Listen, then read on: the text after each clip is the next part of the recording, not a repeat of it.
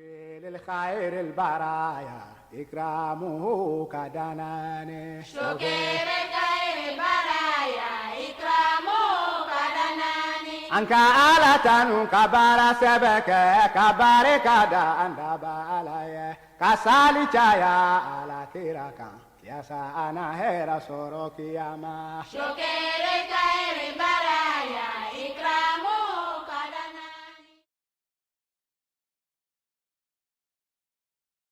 Assalamu alaikum wa rahmatullahi wa barakatuh, chers téléspectateurs de la MTA francophone.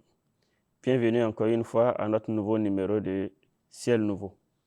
Aujourd'hui, par la grâce de Dieu, nous allons parler d'un autre sujet qui est d'ordre capital. La crise du changement climatique, si je peux le dire ainsi. Une crise qui n'est pas vue par certaines personnes, mais qui fait des ravages dans notre monde actuel. Aujourd'hui, nous allons, avec la participation de nos invités du jour, le missionnaire Abdou Salam Touré de la Côte d'Ivoire, missionnaire Saïf, assalamu alaikum wa rahmatullah. Wa alaikum salam wa rahmatullahi wa barakatuh. Et le missionnaire Zalé Mohamed, également de la Côte d'Ivoire. Missionnaire Saïf, assalamu alaikum wa rahmatullah. Wa alaikum salam wa rahmatullahi wa barakatuh. Avec leur rapport, nous allons essayer de voir un tant soit peu si la religion, notamment le Saint-Coran, prédit également cette crise du changement climatique. Pour commencer, nous allons nous adresser à notre missionnaire Abdou Salam Touré, afin de savoir si l'islam enseigne la préservation des ressources naturelles et la protection de l'environnement. A'udhu billahi minash shaitanir rajim. Bismillahir rahmanir rahim. C'est un plaisir pour nous de participer une fois de plus à ce programme. Merci.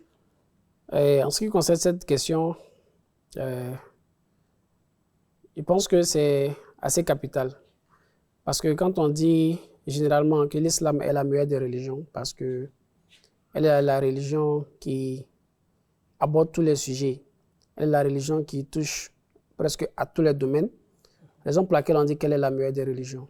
Elle n'est pas la meilleure parce que nous sommes musulmans seulement, mais elle n'est pas la meilleure parce que nous avons envie de le dire. Mais en réalité, quand on regarde l'islam dans tous ses aspects, dans tous les enseignements, elle nous donne des conseils ou bien des directives à suivre face à un certain nombre de situations. Effectivement. La religion islamique s'invite dans tous les espaces, qu'elles soient sociaux, qu'elles soient économiques, politiques ou culturels, qui ont libre cours dans nos vies.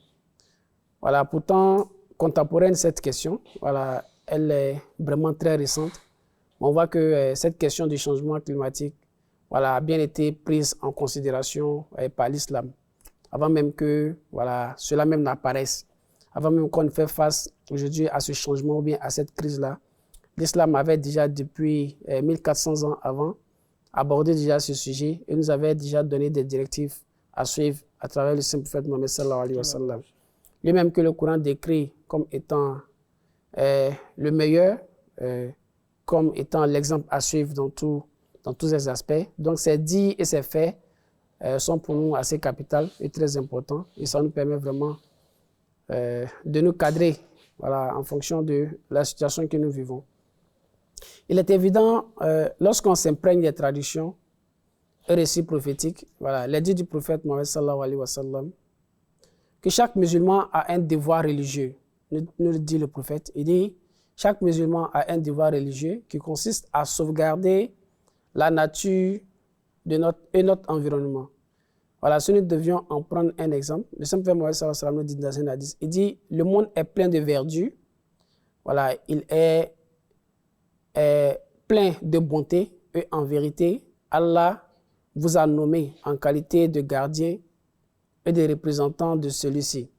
Le saint prophète Mohammed sallallahu alayhi wa sallam nous a fait comprendre dans son hadith, il dit que le monde est plein de verdure et de bonté.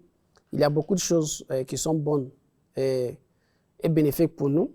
Et en même temps, nous, en tant qu'êtres humains, Allah subhanahu wa ta'ala nous a placés en tant que gardiens sur ces choses-là. Donc automatiquement, ça répond à la question. Quand on nous demande est-ce que les ressources naturelles ou l'environnement, ou bien comment on appelle préserver les ressources naturelles, ou l'environnement, est-ce que cela a un lien avec l'islam. Effectivement, disons que le prophète nous avait déjà dit cela bien avant, pour dire que l'environnement dans lequel nous vivons, la terre sur laquelle nous vivons, nous sommes les premiers protecteurs, nous sommes les gardiens de cette terre-là, nous sommes les garants de cette terre-là. Donc automatiquement, ça veut dire que nous avons ce devoir-là de protéger la terre, de protéger l'environnement, voilà, de protéger les ressources que nous avons. C'est un devoir pour tout un musulman. D'accord, merci beaucoup. Et avec vos enseignements, nous comprenons que l'islam enseigne de préserver, c'est-à-dire le musulman lui-même, il doit être le premier garant de cet environnement-là. Vraiment, merci beaucoup. Et nous revenons au missionnaire Zaleh Mohamed. Voilà, que dit l'islam sur le gaspillage et le recyclage? Auzubillahi minash shaitanir rajim, bismillahir rahmanir rahim. Alors, l'islam étant une religion parfaite et complète qui n'a rien laissé au hasard, effectivement, dans le cadre des principes islamiques, il est interdit de concourir à toute forme de gaspillage. Voilà, tout ce qui peut aller à gaspillage ou à une consommation effrénée à laquelle pourrait avoir des conséquences de gaspiller. Donc, nous apercevons effectivement dans ces derniers temps que l'utilisation abusive des ressources de notre planète aboutit à des résultats vraiment néfastes, qui est peut-être l'insécurité alimentaire. Parce qu'une fois que le climat change, il n'y aura pas assez de pluie et ça engendre beaucoup d'autres dégâts. Donc tout ça, l'islam a préconisé cela. Donc, de plus, le Saint-Coran nous enseigne en disant « Kulu washrabu wala tusrifu », c'est effectivement manger, je buvais, mais n'excédez pas les limites. N'allez pas au-delà de ce qui est nécessaire. Ce n'est pas parce qu'il y en a suffisamment qu'il faut le gaspiller autant. Par contre, l'islam nous enseigne de partager les ressources qu'il a mis à notre disposition avec nos semblables. Donc, ce qui va que si les ressources sont utilisées à bon escient, on est juste seulement que le minimum nécessaire, alors qu'on verra qu'on peut aller, chacun aura sa part. Mais si on fait comme de la cupidité, on veut tous amasser pour moi seul, alors qu'on sait bien que ce que j'ai, c'est plus que le strict nécessaire, alors que ça va engendrer d'autres dégâts ailleurs. Par exemple, un plat que 2 personnes peuvent manger et que vous prenez tous pour vous seul, non seulement vous n'allez pas finir de manger, et de 2, ça va se gâter, et la troisième personne, vous poussez une autre personne à aller prendre quelque part là où il ne doit pas prendre. Donc, non seulement ça nuit à notre santé, l'excès nuit à notre santé, et de 2, ça devient une source de péché, et troisièmement, ça pousse l'autre à détruire la source même. Donc, les sources dans laquelle nous approvisionnons, si on ne fait pas attention, nos propres actes amènent vraiment à la dérive. Donc, l'islam a donné ce conseil-là. Ça, ce n'est pas seulement dans le fait de manger et boire, mais tout ce qu'on en possède, il faut faire avec juste modération, ce qui est bon et c'est ce qui est conseillé par l'islam. Donc, la recherche des ressources naturelles doit être faite avec modération. Effectivement. Pour éviter de créer d'autres dégâts. Oh, effectivement. Et ce qui concerne le recyclage. Oui, effectivement, le recyclage, le saint prophète Mohammed sallallahu alayhi wa sallam en a parlé. Pour dire, il nous a demandé de planter des arbres. Par exemple, si vous abattez un arbre, vous devez en planter aussi. Pour que demain, si le besoin y est, vous partez, vous prélevez. Donc, si vous utilisez, faites en sorte de remplacer ce que vous avez pris pour demain. Donc, le prophète sallallahu alayhi wa sallam nous a enseigné ceci et il a encouragé de planter des arbres. Si par exemple, vous en prenez un, pensez à demain. Même si vous n'êtes pas là, vous préservez l'environnement. Donc, le prophète sallam, ou bien la religion musulmane n'a rien laissé au hasard. D'accord, merci beaucoup. Et nous allons revenir au missionnaire Abdul Salam Touré. Voilà, quelle était la version du saint prophète sallam en ce qui concerne l'extravagance et le recyclage. En ce qui concerne l'extravagance et le recyclage, il faut savoir que le prophète Mohammed sallallahu alayhi wa sallam, comme nous l'avons si bien dit, étant un exemple et un modèle, a fait l'effort de mettre en pratique ou bien de donner des directives sur tous les aspects qui concernent notre monde, afin que nous puissions vivre de la meilleure des manières comme aurait été souhaité. Le saint prophète Mohammed sallallahu alayhi wa sallam a donné une règle d'or dans un hadith. Il dit, ne gaspillez pas l'eau. Voilà, même si vous étiez au bord d'une rivière courante. Voilà, donc l'eau, en effet, est à l'origine de la vie. Voilà, pour dire que, de la manière que nous dit le Saint-Coran, pour dire que nous sommes faits de l'eau. Voilà, c'est-à-dire que tout être vivant est fait de l'eau, comme nous le dit le Saint-Coran. Le saint prophète Mohammed sallallahu alayhi wa sallam est revenu aussi sur les mêmes faits. On dit que de ne pas gaspiller. Voilà, il dit que le gaspillage n'est pas bon. Il a donné l'exemple d'une rivière. Même si tu avais une rivière en ta possession, ou bien même si tu avais une rivière, tu étais arrêté devant une rivière, il ne faut pas faire de gaspillage. Je pense que c'est un hadith qui est assez sage. Ça nous montre que, quelle que soit la quantité que tu as de quelque chose, voilà, il ne faut pas gaspiller. Voilà, il faut modérer à chaque fois, comme notre frère vient de le mentionner. Et dans un autre hadith concernant le recyclage, le prophète Mohammed sallallahu alayhi wa sallam nous a encouragé à la pratique avec toute matière que l'on détient entre les mains. Voilà, il nous a encouragé. À une occasion, il a dit à ses compagnons qui s'affairait face à un mouton décédé. Il y avait un mouton qui avait perdu la vie et les compagnons vraiment se posaient beaucoup de questions, mais qu'est-ce qu'ils ont, puisqu'ils ne peuvent plus consommer la viande. Le prophète Mohammed sallallahu alayhi wa sallam les a conseillé de retirer la peau de ce mouton. Il a dit que cette peau-là pourra servir au moins à faire la prière.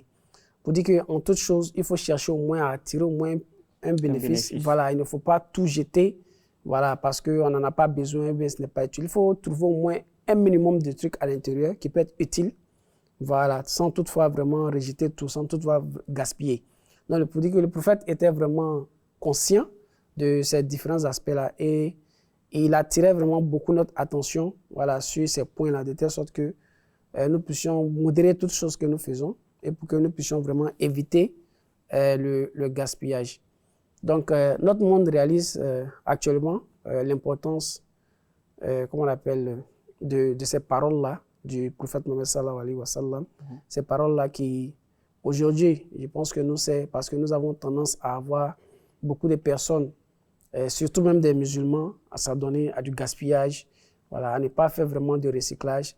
Peut-être se disant que nous avons les moyens ou nous n'en avons pas besoin. Mais il faut penser aussi qu'il y a des personnes qui ne sont pas dans les mêmes conditions que nous. Raison pour laquelle le prophète a dit, il dit en tant que croyant, quand tu veux mener tout acte, il faut penser à la personne ou aux personnes qui sont un peu inférieures à toi avant de poser un certain nombre d'actions. Voilà, il dit c'est assez important. Et aussi quand tu veux peut-être avoir cette pensée de trop te valoriser, il faut penser aussi à ceux qui sont au-dessus de toi, de telle sorte que tu saches qu'il y a des personnes qui ont une supériorité sur toi pour que tu sois dans le juste milieu. Voilà, donc ces conseils-là nous permettent de vraiment nous recadrer, voilà, et de pouvoir, et nous permettre de mieux vivre aussi dans la société. Il faut vraiment prendre en considération toutes ces paroles du prophète Mohammed sallallahu alayhi wa sallam. Merci beaucoup. Et le missionnaire Zali Saïb, quel était son point de vue, notamment le saint prophète sallallahu alayhi wa sallam, sur l'agriculture? Est-ce qu'il a encouragé? Le saint prophète Mohammed sallallahu alayhi wa sallam, un premier point d'abord, il faut savoir que la plupart de ses compagnons étaient des agriculteurs, dont le saint prophète Mohammed sallallahu alayhi wa sallam a encouragé. Et deuxièmement, le saint prophète sallallahu alayhi wa sallam a donné cet enseignement à ses compagnons, ainsi qu'aux musulmans du monde entier en général. Il dit quand une personne sème une graine, alors ça peut être une récolte peut-être de quelques mois ou bien un arbre, mais ce qui est sûr, il a dit que quand quelqu'un sème une graine et qui attend patiemment pour récolter cette graine-là, la personne aurait planté un arbre ou bien la personne aurait commis un acte de charité. Donc jusqu'à ce qu'il en récolte, il aura une récompense auprès d'Allah qui n'a rien à voir avec les bénéfices qu'il va avoir pour la... vous posez l'acte, le fait même de poser l'acte, vous avez une récompense auprès d'Allah et vous aurez aussi les fruits de votre labeur. Et troisièmement, toute personne, que ce soit un oiseau, une créature qui va en bénéficier de cette graine-là, voilà, donc vous aurez une récompense. Je pense que c'est quelque chose qui est vraiment assez important, que dans certains pays développés, ils ont bâti une puissance autour de l'agriculture. Donc l'agriculture est une puissance vraiment mondiale aujourd'hui et que le prophète sallallahu alayhi wa sallam nous a encouragés. Donc c'est la différence entre la religion et ceux qui le font mondialement. Non seulement dans la religion, le fait même de poser l'acte, vous avez une récompense auprès de votre Seigneur. Et deuxièmement, le fait d'avoir cette récompense ne va pas vous priver de votre récolte que vous allez avoir dans ce monde. Donc c'est quelque chose qui est vraiment très encouragé. Le prophète sallam nous a enseigné aussi de planter les arbres, de ne pas détruire les arbres inutilement. Même quand vous êtes en terre ennemie, il nous a enseigné de préserver toutes les ressources naturelles. Vous êtes peut-être en litige avec les personnes, mais vous n'êtes pas en litige avec les ressources naturelles. Donc c'est un point assez important, voilà, que l'islam nous met en garde. Même en tant qu'étant dans un territoire ennemi, regardez le concept de recyclage et de protection d'environnement et à quel niveau. Par contre, on voit aujourd'hui ceux qui ne sont pas de ce bord, voilà, une fois qu'ils rentrent en terre ennemie, tout ce qu'ils peuvent détruire, empoisonner les denrées alimentaires, empoisonner les terres, empoisonner même les eaux, tout cela faisait par, ou bien certains qui ne sont pas de la religion le font ainsi. Donc, le prophète sallam avait une vision très large en ce qui concerne le bien-être de notre planète, l'agriculture et ainsi que ce qui va avec l'agriculture. Donc, le prophète sallam ou bien la religion musulmane a donné des enseignements vraiment de très haut niveau en ce qui concerne l'agriculture. Donc, c'est à nous, en tant que musulmans, de vraiment prendre ces choses auprès du corps, pour pouvoir en tirer les bénéfices dans ce monde et aussi dans l'au-delà. Qu'Allah nous permet tous ainsi de faire ainsi comme recommandé par le saint prophète Mohammed sallallahu alayhi wa sallam. Amen. Merci beaucoup. Monsieur Saïb, il a parlé de protection des ressources naturelles et environnementales, si je peux le dire ainsi. Aujourd'hui, la question qui se pose ici, est-ce que l'islam a fait également mention de la propriété corporelle et environnementale? Oui, effectivement, comme on l'a dit, l'islam affirme même que la propriété est partie intégrante de la foi, mais même que la propriété est la moitié de la foi. Par exemple, l'islam a rendu les ablutions même obligatoires comme condition à la validation de la prière. Voilà. Similairement, l'islam met un point d'honneur sur l'environnement où la prière est observée. Voilà, sa propriété est une condition aussi sine qua non de sa validation. Ce qui concerne la propriété, ça nous fait comprendre que le prophète Mohammed sallallahu alayhi wa sallam, Allah lui a fait une grâce où Allah lui a dit que toute la terre a été faite comme un lieu d'adoration pour lui. Mais il y a une condition qui est là, c'est la propriété. Quand le coin n'est pas propre, l'adoration ne peut être faite. On peut dire que la propriété occupe une place assez importante, même pour nous, parce que l'adoration de Dieu étant un acte qui nous rapproche de notre Seigneur, Dieu n'aime pas la saleté. Voilà. Une fois que la saleté est inclue dans quelque chose, automatiquement, tout ce qui est bon, voilà, tout ce qui est bonne pensée, ou même des anges même ne s'approchent pas de ces endroits-là. Donc, pour pouvoir attirer une bonne pensée, pour pouvoir attirer la grâce d'Allah vers soi, il faudrait que l'environnement soit propre. Donc, selon l'islam, les êtres humains sont les gardiens de la terre, comme nous l'avons déjà dit dans un hadith. Ainsi, ils sont faits des fiduciaires, voilà, naturels de la conservation des biens de cette terre-là ou de cette planète-là. Donc, il est incombe de réparer les fractures causées à celle-ci, voilà, de faire en sorte qu'elle soit préservée. Voilà, ça, c'est un devoir qui nous a été donné. Préserver même la terre, préserver l'environnement, voilà, rendre l'environnement propre, préserver nous-mêmes notre propre corps, parce qu'en réalité, comme on le dit, on dit un esprit sain dans un corps sain. Voilà, donc si le corps n'est pas sain, automatiquement l'esprit sain va trouver des difficultés à intégrer ce corps-là.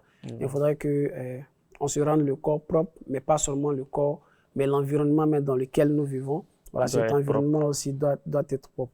Le dernier calife bien guidé de l'islam, qui était Hazrat Omar, a demandé à un vieillard à son époque pourquoi est-ce que le vieux ne cultive plus la terre? Le vieillard lui a fait comprendre que lui, il a déjà un âge avancé, voilà, et que peut-être même que le lendemain, lui pouvait mourir. Voilà, il est déjà proche de la mort. Donc, Hazrat Omar radiallahu anhu a conseillé à ce vieillard de cultiver la terre, et il ne lui a pas seulement même conseillé, il s'est ajouté au vieillard pour cultiver cette terre-là, malgré son rang, pour montrer que l'environnement est assez important.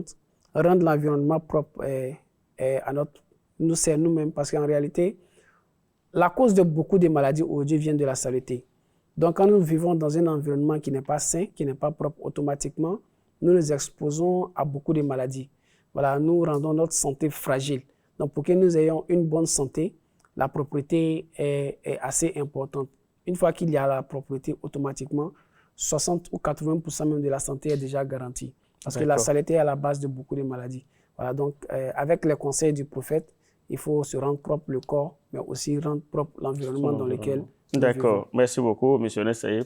Je vais revenir à missionnaire Zalé. Dans son intervention précédente, il a fait mention de la protection des denrées alimentaires et d'éviter leur empoisonnement. Est-ce que vous pouvez nous donner quelques enseignements tirés de l'islam là-dessus? Le saint prophète Mohammed sallallahu alayhi wa Vous sallam, avez seulement qu'une minute. le saint prophète Mohammed sallallahu alayhi wa sallam a donné vraiment des précisions. Ici, quand on parle d'empoisonnement des denrées alimentaires, la plupart des gens pensent que c'est de prendre un poison et s'ajouter à ça. Le fait même de ne pas protéger ces denrées alimentaires-là peut avoir des conséquences néfastes sur votre santé. Donc, le fait de ne pas empoisonner les denrées alimentaires ici peut prendre ce sens-là aussi, que quand vous avez vos denrées alimentaires, faites en sorte que ça reste à l'état naturel et pur. Ça, c'est une compréhension aussi de protéger les denrées alimentaires. Comme il a dit, une fois que vous devez consommer et que vous ne le protégez pas, ça devient autre chose. Deuxièmement, le prophète sallallahu nous a conseillé de ne pas souffler. Vous avez de la nourriture qui est chaude, ne prenez pas et puis soufflez là-dedans. Parce que l'air que vous avez pris dans votre poumon, quand ça ressort avec des saletés de vos poumons. Donc, si vous mettez ça sur la nourriture et que vous remangez encore, c'est en quelque sorte d'empoisonner ce que vous mangez. Donc, quand on parle le prophète parle de poison ici, ça prend tous les aspects de ce qui peut contaminer la santé humaine. Ce n'est pas seulement prendre une substance mortelle et s'ajouter à quelque chose, mais tout ce qui peut engendrer, tout ce qui peut causer des effets secondaires à votre santé, le prophète nous a dit de faire attention. Ça, c'est la deuxième explication. La troisième explication, le prophète nous dit que quand vous déposez votre nourriture, fermez. Parce que si vous ne fermez pas, les bactéries et les mousses, ainsi de suite, peuvent s'asseoir là-dessus. Et ce qui peut engendrer beaucoup d'autres maladies.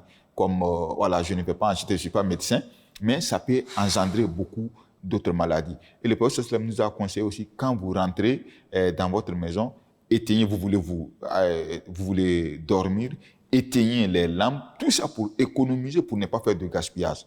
Donc voilà un peu, en quelques mots, ce que le prophète nous a dit de ne pas gaspiller ou bien de protéger nos denrées alimentaires. D'accord, merci beaucoup. Et on peut dire également que, pour aller dans la même veine que vous, ainsi je comprends très bien, je prends l'exemple de l'eau, que ce soit peut-être le fleuve, la mer et autres, voilà, où nous tirons d'autres bienfaits, notamment les poissons et autres. On a tendance à voir des gens qui y jettent des ordures et qui créent des dégâts, comment on appelle, comment je peux appeler ça, des dégâts énormes, notamment la mort des poissons et autres. Donc, nous devons éviter ce genre de comportement de sorte à protéger ces animaux-là également que nous consommons au fur et à mesure. Vraiment, merci beaucoup. Et je vais revenir à notre missionnaire Abdul Salam Touré, d'accord, pour son mot de fin. Comme mot de fin, c'est que j'aimerais conseiller à tout un chacun, c'est que les ressources naturelles ainsi que l'environnement, voilà, nous sert à tous. Donc nous avons tous le devoir de protéger, de rendre ces environnements propres et sains, parce que cela contribue à notre santé, pas seulement à nous-mêmes, mais aussi à la santé de ce que nous consommons. Voilà, parce que la saleté ne fait que empirer, sinon endommager la santé de l'être humain. Il faut faire vraiment l'effort de rendre notre environnement, notre corps, ainsi que tout ce que nous consommons propre, afin de vraiment vivre une vie saine. D'accord. Vraiment, merci beaucoup.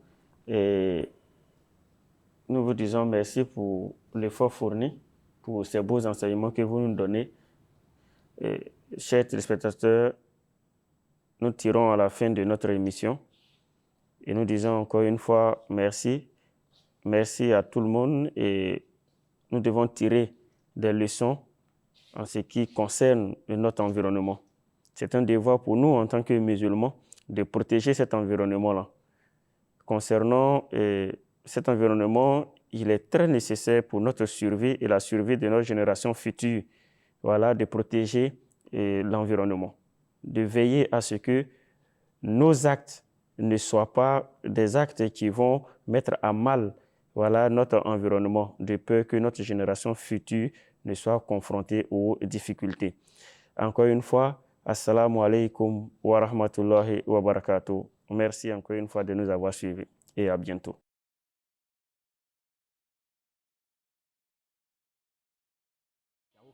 للخير البرايا إكرامه كدناني شكر خير برايا إكرامه كدناني أنك آلة كبار سبك كبار كدان دبالاي كسالي جايا على تيراكا يا سانا هيرا سوروكي ياما شكر خير برايا إكرامه